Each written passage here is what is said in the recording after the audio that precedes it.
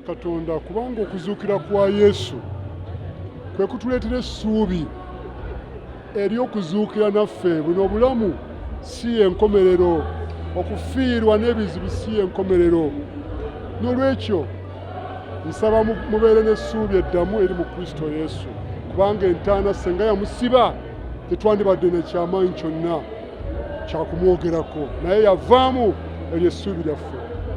Nsaba Katonda ayambe tusobole okulwanyisa obukulembeze n'obwebufuzi obw'entalo. Kubagana si kirungi kubanga buli muntu yeetaaga munne. Wano nno wensabira abantu mugende mukebere regisita zammwe buli omu ez'abalonzi, buli omu otegeera oba erinnya lyomwe, kubanga abamu bayinza okulekamu abafu ne babeerabiramu, oba ng'oli yafa dda naye ali omu ku abo banaalonda.